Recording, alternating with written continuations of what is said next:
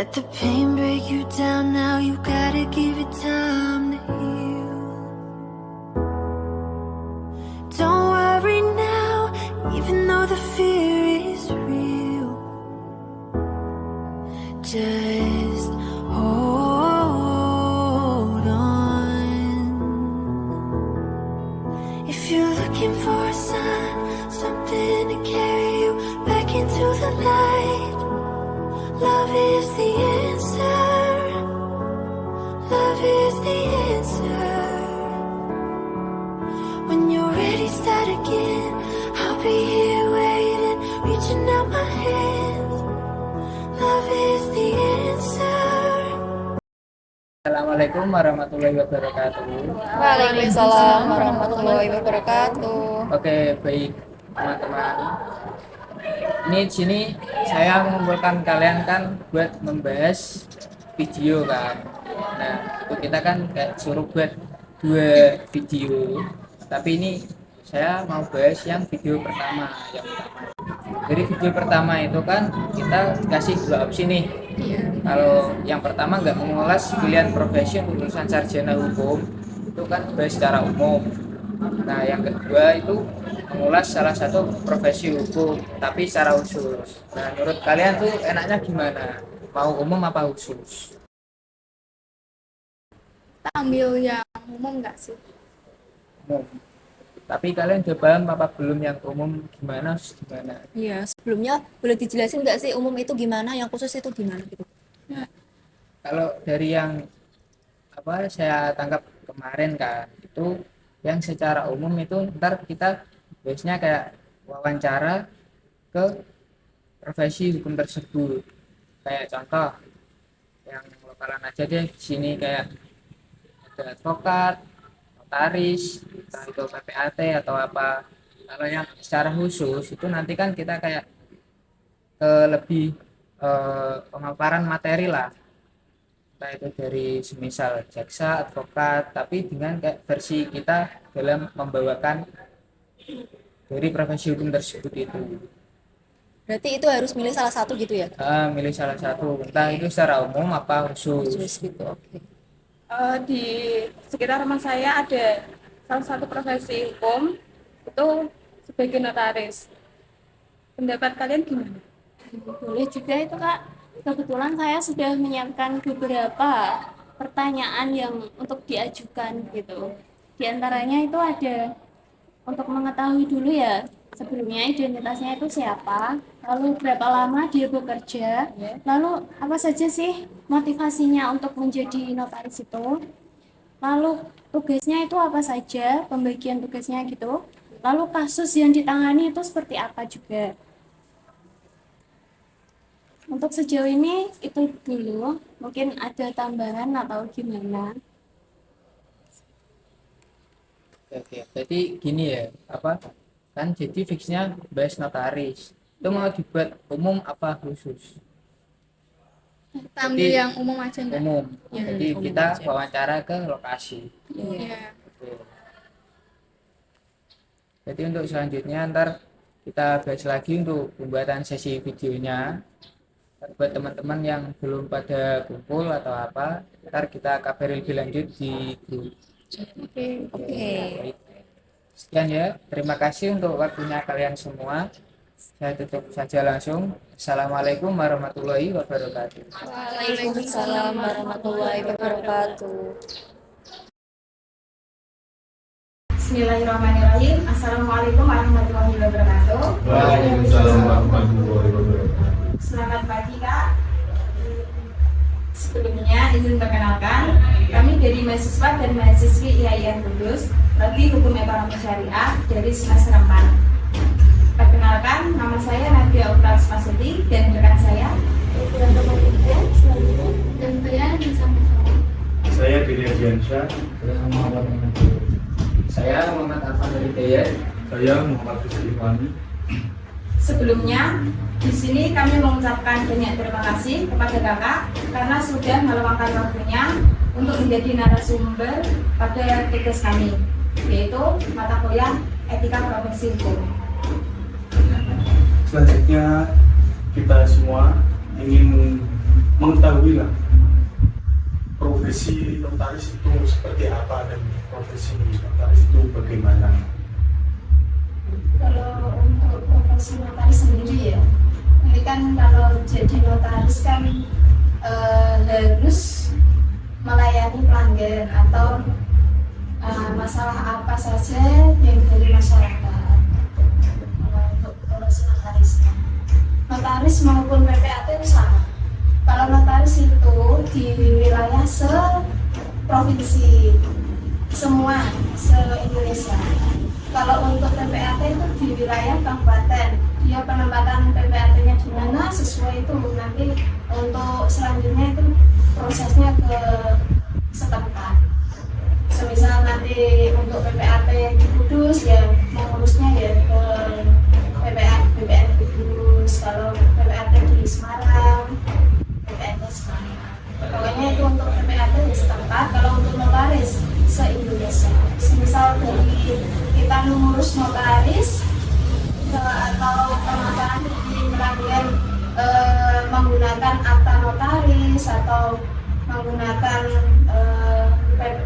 notaris itu ke Jakarta bisa, ke Jawa Barat bisa, pokoknya se-Indonesia. Kalau untuk cara kerjanya itu bagaimana? Kalau cara kerjanya itu sesuai apa yang masyarakat butuhkan. Kalau semisal dia kalau notaris kan gini, semisal nanti pakai kalau mau jual belinya itu tidak langsung lunas. Nah, biasanya kan gini, kalau jual beli kan ada DP dulu, DP-nya itu berapa gitu kan, kita ngurusnya notaris. Kalau untuk PPAT, kalau PPAT itu kalau memang sudah lunas baru jual beli. Berapa lama sih Kak kalau bekerja sebagai notaris? 9 tahun. Apa saja yang menjadi motivasi Kakak sehingga memilih bekerja sebagai notaris? Kalau motivasi sih tidak terlalu termotivasi ya, fleksibilitas. Ya, kalau notaris kan tidak terpacu pada apa itu jamnya kan terserah dari, soalnya kan tidak pegawai negeri swasta kan, notaris itu Jadi kalau jadi PNS kalau gitu ada kan. klien baru kerja itu. Ya, gajinya ya sesuai dari notarisnya sendiri sih, kesepakatan. Tapi biasanya ya kalau dari notaris baru sama notaris lama tuh beda, atau kelasnya juga beda. Semisal dari kelas Pas Bianto, ya tahu sendiri, Pas Bianto. Nah itu kelasnya udah kelas atas. Kalau sekarang kan ada notaris kan baru-baru sih. Ya. Pembukaan tuh tahun berapa? Tahun 2019. Bukannya itu berapa tahun sekali ya? Tidak menentu, tergantung dari pusat. Rata-rata Mungkin setahun sekali apa Enggak. 2 tahun sekali? mungkin 5 tahun. Pembukaan notaris tuh tergantung, semisal dari Kudusnya sendiri membutuhkan harus pembukaan notaris itu baru dibuka. Soalnya dari Kudus itu kemarin cuma membutuhkan paling tidak 25 aja. Dari yang lainnya 2, 3, yang paling banyak malah Kudus. Apakah menjadi notaris itu harus sarjana S1 atau lulus sekolah bisa jadi notaris? Harus sarjana. Harus sarjana. Ya, soalnya tuh jadi notaris itu harus punya kode etik, harus punya sertifikat sarjana. Kalau sarjana S1 sih bisa, cuman melebihnya kan S2, biasanya MKN. Jurusan bebas apa Harus sarjana hukum. harus? Ya enggak sih, ada yang SPM, ada yang, tapi kebanyakan itu sarjana hukum. Ya, Berarti kalau sarjana lain bisa, tapi kebanyakan bisa. hukum. Ya, kebanyakan sih. Biasanya itu masyarakat mengeluhkan masalah apa saja? Ya, ada misal untuk sertifikat kan pasti kalau notaris kan nih ada bergelut ke sertifikat ya, sertifikat tanah atau jual beli tanah atau jual beli kendaraan atau ya apa mukul bukan ada. Misal kalau untuk tanah sendiri untuk sertifikatnya itu sudah yang pemilik sertifikat sudah meninggal kan harus waris dulu. Nah, waris itu kan harus semua ahli waris atau anak-anaknya yang pemilik sertifikat. Terkadang itu ada salah satu yang tidak mau tanda tangan. Nah itu kan kita harus menyelesaikannya sesuai harus kita datang ke rumahnya atau dari keluarga sendiri bisa menyelesaikan masalah tersebut. Perusahaan notaris. Kalau notaris itu nggak masuk perusahaan ya, gitu kan. Notaris itu kayak wira swasta. Dia itu berdiri sendiri, cuman dia kan ada badan. Gitu. Dan kayak kita buka toko gitu loh. Nah dia itu ada bosnya kayak gitu. Cuman kan bosnya itu kan ada badannya, ada badan ini IPAT itu kan Ikatan Notaris Indonesia, Ikatan PPAT. Kata pepatah itu tak kenal maka tak sayang ya kak. Biar kita makin akrab, maka kita kenalan dulu ya kak. Nama saya Yunita Indriani, alamat saya Perandatan Lor, RT 7 RW 2, Kecamatan Kalungu, Kabupaten. Jika kan ada klien yang ingin mengurusi kayak tanah gitu, itu kan berkas apa saja sih Mbak, yang harus diajukan ke notaris? Kalau untuk berkasnya itu sesuai ya. Untuk sertifikat, semisal untuk sertifikatnya yang pemilik tanahnya masih hidup, berarti kan cukup kalau sudah menikah, KTP, KK, pemilik sertifikat plus sama istrinya atau suami. Untuk tinggal nanti balik namanya ke atas nama siapa, pembeli atau nanti dihibahkan, berarti KTP KK penghibah itu yang mau dihibahkan ke siapa. Terkadang kalau hibahkan ke anak, kalau ke orang lain bisa boleh, tapi harus ada hukumnya, ada surat pernyataan dari anak-anaknya. Soalnya kan kalau hibah itu miris ya. Kalau hibah kalau enggak ke anak langsung itu miris, soalnya nanti ada gugatan tuh. Itu tanah bapak ibu kok dihibahkan ke orang lain ya. Kalau hibah itu memang seperti itu. Kalau jual beli mutlak, jual beli itu tidak bisa diganggu. Semisal nanti jual beli ke atas nama siapa, ya udah itu nanti kasusnya seperti itu.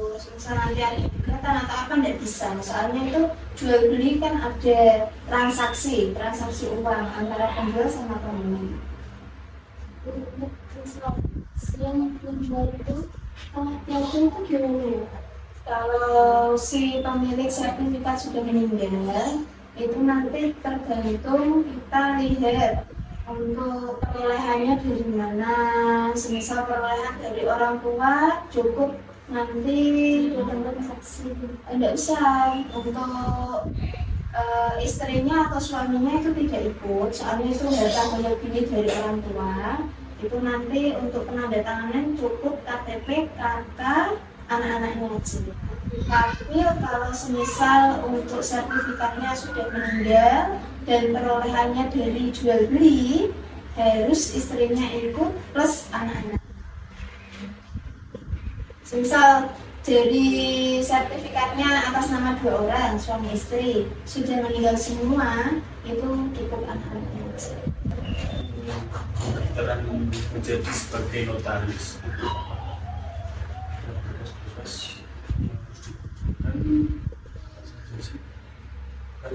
kan tidak seperti melamar pekerjaan yang kayak gitu, karena kan mesti kan ada suatu yang harus yang penting bisa di Persyaratan itu ada. Kalau untuk jadi notaris itu harus KTP, SPWT, cek fisik, cek kesehatan, terus kode etik. Persyaratan yang paling penting aja. Iya memang itu harus memang. Kalau untuk kode etik kan kode etik itu kan ada kelasnya ya. Kode etik itu kan kayak tes gitu loh. Semisal ada notaris atau mau daftar notaris itu dia harus milik sertifikat kode etik. Kode etik itu ya memang harus ada sekolahnya. Ada. Kalau bulannya mungkin tidak terpacu bulan ya, mungkin 1 minggu bisa, tergantung orangnya. Kayak ambil apa itu sarjana kan terkadang kan kalau sudah ada jabatan, sudah SH, mau ke MKN atau S2 kan dia tidak perlu nunggu 1 tahun kayak gitu. Kalau yang mendirikan pokoknya itu enggak kan banyak yang mendirikan itu enggak harus badannya itu harus sekolahnya harus bekerja harus S1 bisa tergantung dia itu di Kudus itu kalau notaris belum tentu PPAT ya, kalau PPAT juga belum tentu notaris gitu.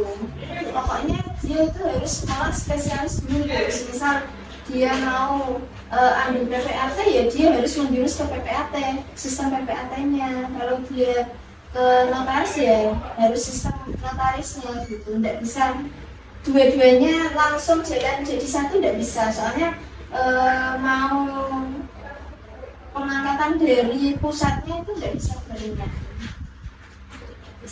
itu sendiri Tersendiri. S1 bisa, kalau mau S2 ya malah bisa lagi. S3, S4 bisa. ada syarat khusus nggak untuk mendirikan untuk suatu bidang itu membuat pokok ya Maksudnya gini, syarat khusus mau jadi notaris. mendirikan sebuah mendirikan badannya itu syaratnya apa? Kalau syaratnya itu cuma melengkapi data aja sih. Yang terpenting dia itu kan harus sarjana dulu. Sarjananya kan sesuai apa yang dia dirikan. Selesai jadi notaris kan sesuai gitu. Kalau sarjana hukum kan memang dia notaris kan memang di hukum, bergelutnya kan di hukum. Itu udah ada dari sana kita tinggal mengisi gitu. Iya. Nggak harus pengalaman. Ya pengalaman itu penting. Ya yang penting kan kalau sudah misal kalau mau jadi notaris atau mau sudah jadi notaris kan pengalamannya kan memang permasalahan ini saya harusnya seperti apa kan. Besok Atau ada izin kepada izinnya harus ada. pada siapa? Kabupaten paling tidak itu kalau notaris itu di pusat di Agung di Jakarta misalnya. Kebanyakan notaris itu lewatnya sistem. Kita itu sistemnya ke Agung. Agung itu yang ya website yang menangani apa ya kayak daftar. Kalau notaris kan bisa mendirikan PT, CV, yayasan, badan hukum. Tidak. Kayak kalau PPAT kan cukup kita menyelesaikan permasalahan dari masyarakat, kita urus ke BPN, tinggal nunggu proses kan. Kalau notaris kan kebanyakan notaris kan nanti semisal ada permasalahan dari masyarakat bergelut ke nanti kita ngurusnya ke notaris itu kan pengadilan pasti permasalahannya gitu. Kalau cukup PPAT kan kita permasalahannya permusyawaratan. Biasanya itu kasus yang rata-rata masyarakat saat ini itu apa? Kasusnya itu biasanya masalah pewarisan. pewarisan. Terkadang orang kan, loh saya harusnya dapat segini, dapat tanah seluas gini, kok saya tidak dapat. Nah, itu nanti bisa tergantung nanti untuk syaratnya sih. Kalau kita gugat kan harus ada syaratnya, harus ada buktinya dan harus ada saksi. Harus tuh mau SMK bisa, enggak apa-apa. Paling enggak itu SMK namanya, SMK SMA bisa. Terus apa itu kan memang kalau lulusan SMK SMA kan dia kan enggak ada pengalaman notaris ya. Semua itu kan harus belajar. Nanti kalau semisal mau pindah notaris itu kan sudah ada pengalaman, mau dia sudah menikah atau belum diterima, yang penting punya pengalaman. Berarti itu nggak ada batasan umur. Tidak ada masuk semua. Yang penting dia memang bisa komputer, Word, Excel, sistem PPAT, sistem AMDU itu kan. Daftarnya kan nggak cuma KTP, minta KTP, KK kan enggak. Tapi kalau misalkan kan permasalahannya tanah itu mau dibagi, itu yang notaris itu ikut turun ke sana mau bagi, mengukur atau tidak, atau diserahkan ke pihak lain. Ya itu kan pecah ya berarti. Kalau satu sertifikat mau dipecah jadi 2 atau lebih dari 2, nanti untuk prosesnya harus ukur dulu, terjun ke lapangan. Biasanya tuh notaris mengetahui terjun ke lapangan langsung. Nanti untuk berkasnya kan kita harus daftar dulu ke BPN nanti jadwalnya kapan, notaris dikabari kan. Nanti untuk notaris kan kasih kabar ke nasabah, itu nanti jadwalnya kapan. Misal jadwalnya hari Senin berarti nanti untuk jamnya jam berapa notaris harus pastikan dulu. Nanti untuk setelah itu nanti untuk terjun ke lapangannya notaris, BPN nanti disaksikan perangkat desa sama yang kirim sertifikat sama saksi kanan kiri depan belakang tanah tersebut.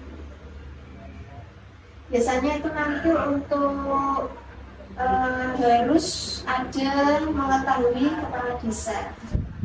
Semisal kepala desa tidak terjun ke lapangan, tidak apa-apa. Yang penting itu ada saksi perangkat desa yang mengetahui tanah tersebut. Semisal kakak menyelesaikan tugasnya, itu kan katakan ada hambatannya, itu menyelesaikan dengan cara gimana? Hambatan, menyelesaikan tugas. Apa ya? Semua itu kan semisal kalau ya kan kalau ada cekcok juga. ya memang pasti ada. Ya, pasti ada itu kan, itu tergantung kalau semisal musyawarah saja tidak selesai, belum setuju atau belum mencapai musakatnya ya, itu ya memang harus ke pengadilan.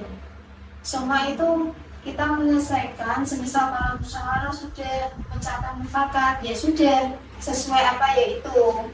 Memang semua orang kan tidak bisa harus kamu harus ini kan tidak bisa.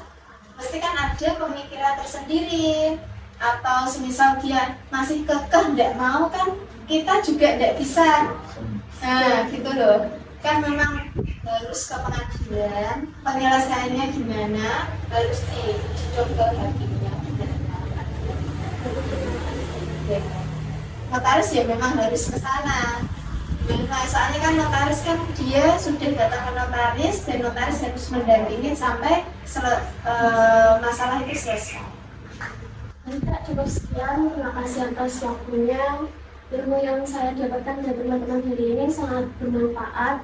Mohon maaf jika ada tutur kata dari saya dan teman-teman yang kurang berkenan. Saya mewakili teman-teman berharap agar kakak dalam bekerja dalam penotariatan mendapatkan kemudahan dan kelancaran. Sekian. Assalamualaikum warahmatullahi wabarakatuh. Waalaikumsalam warahmatullahi wabarakatuh.